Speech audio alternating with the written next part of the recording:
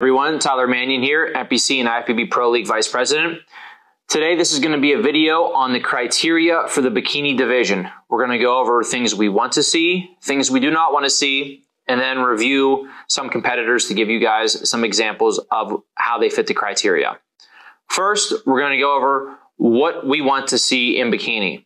What we want to see in bikini competitors is slight roundness and cap to the delts, a nice tight and flat core, full round glutes with slight separation between the glutes and the hamstrings, a nice hourglass silhouette, condition that displays muscle fullness, overall presentation that exudes health and femininity, as well as the correct posing for the division.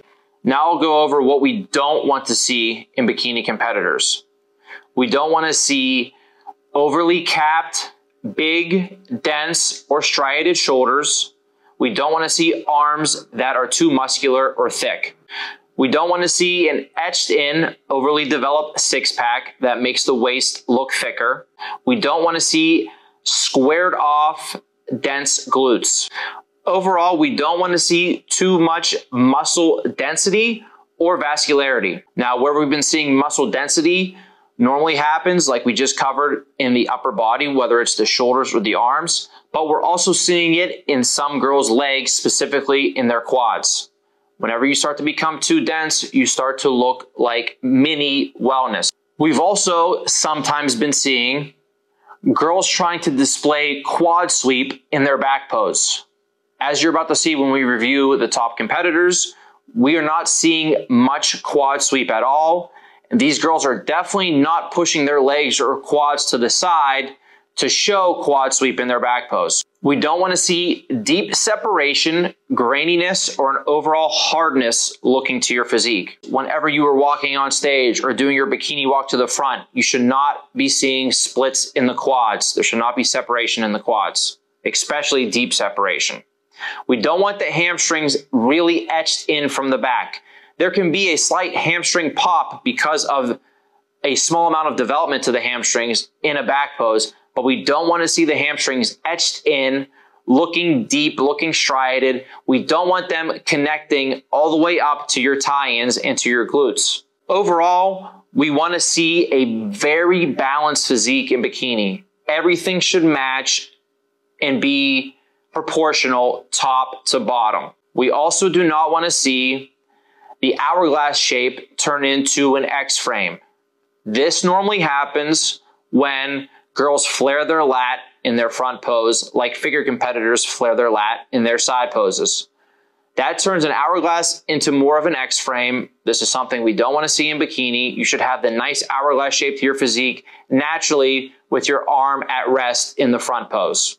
Now I will move into reviewing and showing you the top 4 bikini physiques based on their results from the last 2 years. When I describe their physiques, you will notice me mentioning the same things a lot because all 4 of these girls really hit the criteria that we're looking for in their own ways with their physique, because people need to take into account that every physique is going to look a little bit different, but you can still hit the points of criteria for your physique. So first, we're going to start off with our reigning Miss Bikini Olympia, Maureen Blanquisco. Maureen doesn't change much to her physique. She has nice, slightly capped shoulders that aren't too big or dense. She has a nice hourglass shape to her physique with a nice, tight, and small waist. She also has full round glutes that stay full while she is doing the bikini walk. Now, we're looking at pictures of Maureen from the Arnold this year where she took second. She was about 1% off conditioning-wise at this show compared to what she was at the Olympia. This is what made the difference between first and second at this show. She just needs to bring the conditioning that she brought to the Olympia every time. It's very hard to keep your physique basically the same and show up with the proper condition. This is what makes bikini so tough, but that is what she needs to do going forward. And just to add on, it's always good for this category to miss conditioning slightly the way Maureen did, which was a touch too soft, rather than going too hard. We're going to lean towards picking the people that show muscle fullness and might be a touch soft in person than someone that's going to start getting etched in and separated and too hard. just so everybody can understand that. Next, we'll move into Lauralee.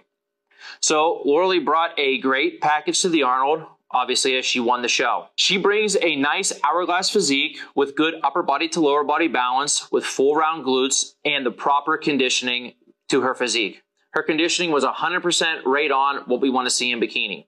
And as you can see through these pictures, you don't really see hardness anywhere. So Lauralee's feedback is her shoulders can come down slightly in size, back in line with her 2022 Pittsburgh Pro look, which in my opinion was her best ever look that she's brought to stage.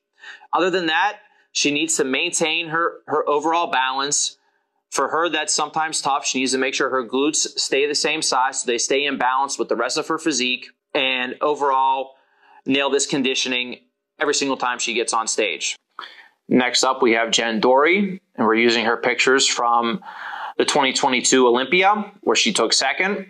Jen has an extremely balanced physique, which is great for bikini, again with nice full round glutes and a nice tight core. Things that Jen can work on, especially from this Olympia that you're seeing, is she was just slightly too conditioned from the back when it comes to her hamstrings, almost tying up into her tie-ins and her glutes. She needs to find a level of conditioning that is between where she won in 2021 and this last year. At this Olympia, Jen also lost a little bit of her glute fullness when she was doing the bikini walk to the back. This is normally one of her strengths. So once again, she needs to get that glute fullness back going forward for when she does the bikini walk. And lastly, we'll move on to Ashley Kaltwasser, who again has a nice hourglass shape to her physique. Her shoulders are nice and full, but not too big or dense.